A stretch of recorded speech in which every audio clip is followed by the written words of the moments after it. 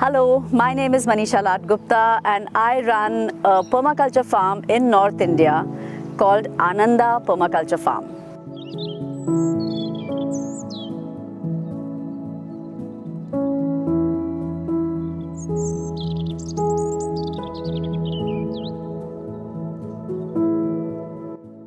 My husband and I are actually not from a farming background or knew anything about how to convert a barren piece of land into a productive permaculture project, but we were mostly corporate employees, and we've spent like about 25 years of our lives working in large corporates, with a business degree. That's the kind of life we've led for many years.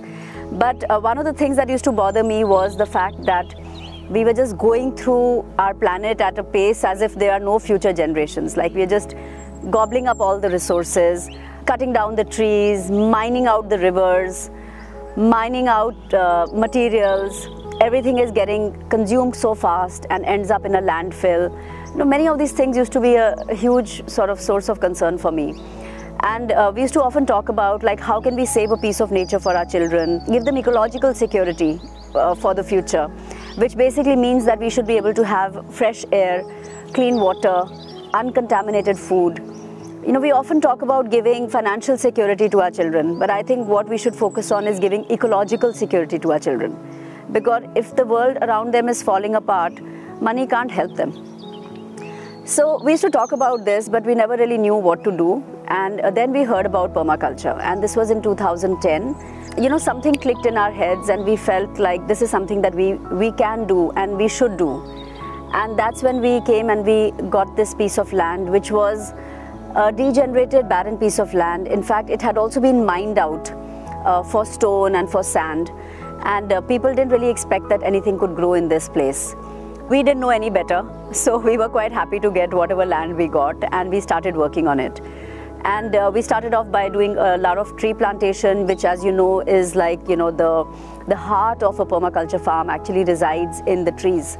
And so we planted a lot of trees of various types, not just fruiting trees. I think only 10 or 15% of our trees are fruiting, and the rest of them are all non-fruiting trees, because those help to create like an ecosystem, invite other species to share our space, and thereby build a strong food web, which helps to build a lot of resilience in our ecosystem.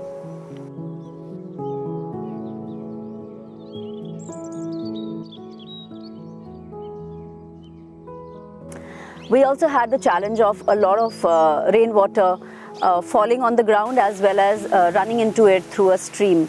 And we did a lot of earthworks to manage that water and make sure that nothing leaves our land and everything gets absorbed within our soil. And I'm really happy that 10-12 years later we probably sequester, I think 30-40 million liters of water into our ground, and it lies there in that sponge, which then comes in handy during the non-rainy months for us to actually get water for our trees and other plants. We started sort of slowly then growing food in this ecosystem, trying to grow some basic crops which were easier to grow because the locals knew how to grow them and they were very familiar with that process. But we wanted to grow everything we eat. So we kept introducing newer and newer plant varieties that we could include in our diet.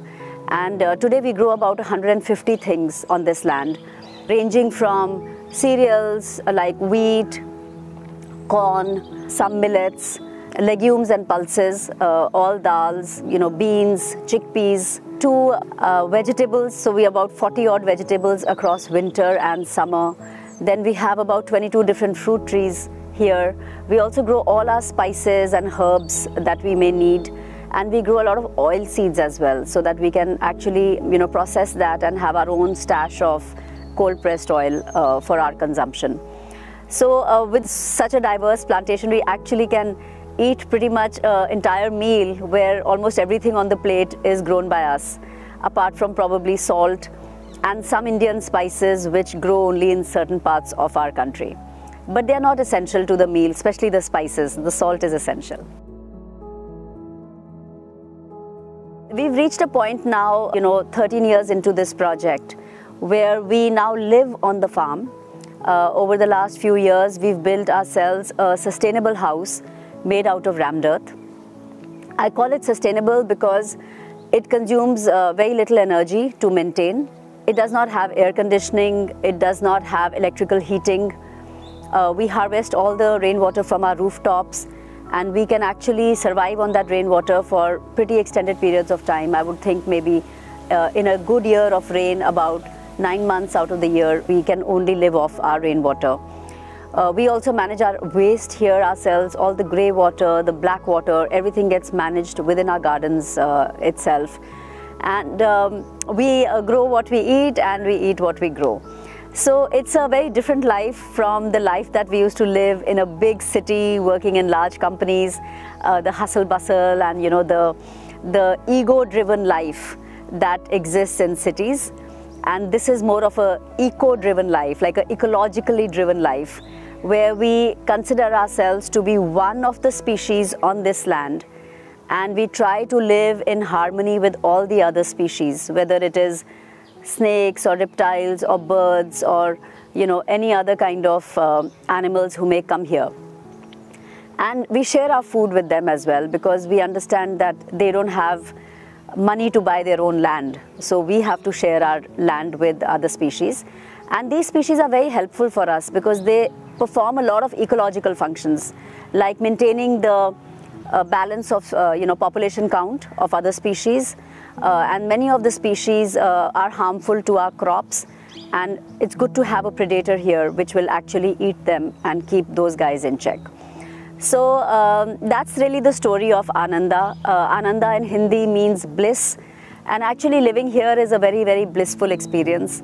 We enjoy the company of many travelers and guests who come and live here, share their stories and share our food. And we also take workshops on weekends.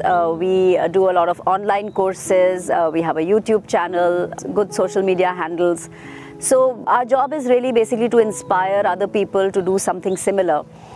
And seeing the transformation that has happened not only to this land but also to us as people, I feel like it's like a spiritual awakening as well. It's not just a transaction that, oh, you've grown some food and you've got it. It's about changing as a person, changing your own outlook and changing the way you lead your life and think about it. And a lot of times people say, oh, can you build me a permaculture farm? Can you design the farm for me? Do you know somebody who will execute all this? And I always say, no, you can't do that. The reason being, it's like saying, can somebody else do the meditation for me? Can somebody else do the prayers for me? Nobody else can do it for you. You have to do it yourself. This building a farm, living with other animals, building an ecosystem, actually returning nature to its original state, it's a process of meditation in a way.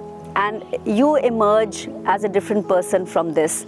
And the whole world comes together to make your dreams or your plans come true, because you are setting out to do something good.